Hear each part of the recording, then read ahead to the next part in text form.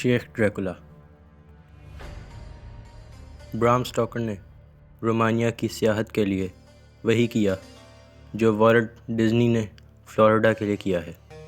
بعض اوقات ایسا لگتا ہے کہ سٹوکر کا خیال ویمپائر جو ٹرانسلولین قرون وسطی کے ڈریکل خاندان کے ولادہ سے متاثر ہے۔ اس مشرقی یورپی ملک میں بہت سے لوگوں کے سفر کی واحد وجہ ہے۔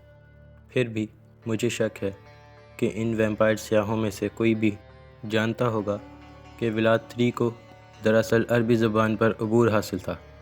یہ ٹھیک ہے، ڈریکولا عربی تھا۔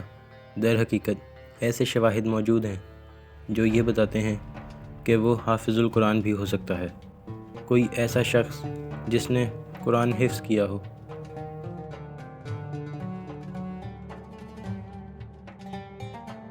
میں نے پہلی بار اس غیر معمولی امکان کو رومانیہ کے گمشدہ اسلامی ماضی کی پگڈنڈی پر اس وقت دیکھا جب میں نے مشرقی ساحل کے ساتھ واقع منگولیا اور کانسٹانٹا جیسے قصبوں میں قدیم عثمانی مساجد کے پس منظر پر تحقیق کی۔ تاریخ کی کتابوں کے مطابق ولاد کے والد نے اسے اور اس کے بھائی رادو کو استنبول کی عثمانی عدالتوں میں بھیج دیا، جہاں وہ ایک یرغمال معاہدے کے حصے کے طور پر ترک خلفاء کے ساتھ رہتے ہیں۔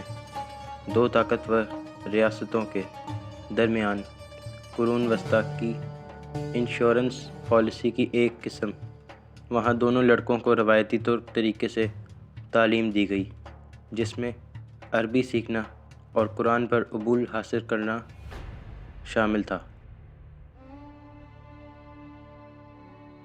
ایک بار جب وہ گھر واپس آتے ہیں، چیزیں اور بھی دلچسپ ہو جاتی ہیں۔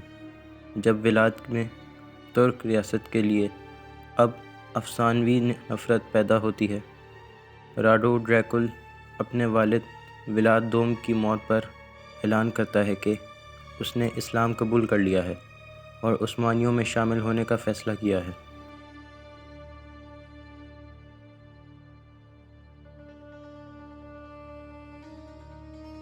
تو آپ کے پاس یہ ہے ایک مسلمان ڈریکولا۔ برام سٹوکر بھی ایسا سود نہیں کاتا۔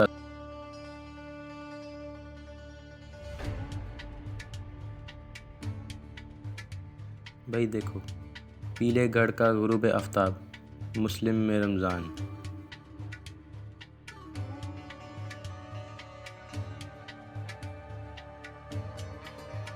لاطینی عربی جزیرہ گوزو مالٹا کا حصہ، جہاں عرب ایک یاد و مانوس جملہ سنیں گے فلکر کے ذریعے سی جیمز سٹرنگر۔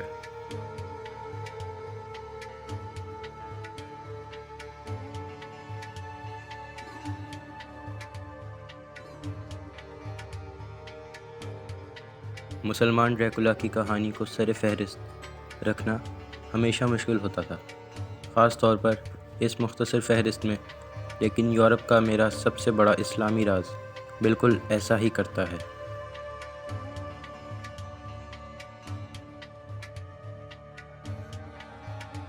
ایسا کرنے کے لیے ہمیں یورپ کے سب سے جنوبی ملک مالٹا کے چھوٹے سے جلسے ہوئے جزیرے تک جانا ہوگا، جہاں ہمیں اسلامی وراثت کسی کتاب، بربادی یا کسی کہانی میں نہیں، بلکہ مقامی لوگوں کے لبوں پر ملتی ہے۔ بس مالٹی سے 10 تک گننے کے لیے کہیں اور آپ اپنی ضرورت کی ہر چیز سن لیں گے، کیونکہ مالٹیز کے نمبر عربی سے بالکل الگ نہیں ہیں۔ میری حیرت زدہ بیٹی کو کچھ اس وقت معلوم ہوا جب میں نے اس سے بازار میں 2 سیب مانگے اور اسے ایک مسکراتے ہوئے بوڑھے نے فوراً 2 سیب دے دیے۔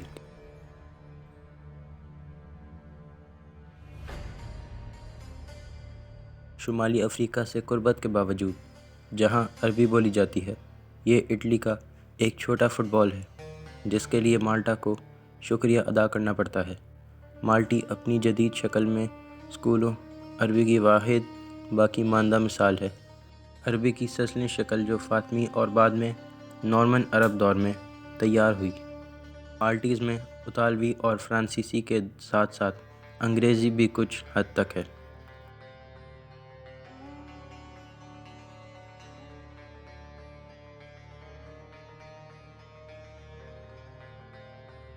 سکولو عربی اصل میں سسلی میں ختم ہو گئی اور اس کی جگہ اطالوی سسلی نے مالٹا اور مالٹیز لوگوں کو سسلی میں اس سنہری عرب دور کی واحد زندہ میراث بنا دی جب وائکنگ عربوں کی حکومت تھی۔ در حقیقت مالٹی زبان 32% اور 40% پر سکولو عربک کا غلبہ یہ ہے کہ اسے لاطینی رسم الخط میں لکھی جانے والی واحد سامی زبان ہونے کا فخر یہ دعویٰ ہے۔ تو وہاں آپ کے پاس ہے اس بات کا پہلا ہاتھ ثبوت کہ سچ میں ہم سب صرف دور کے رشتہ دار ہیں۔ کیوں نہ اسے اپنے کچھ یورپیوں یا مسلمان دوستوں کے ساتھ شیئر کریں اور ہمارے درمیان اس خیالی خلا کو ختم کرتے ہوئے دیکھیں۔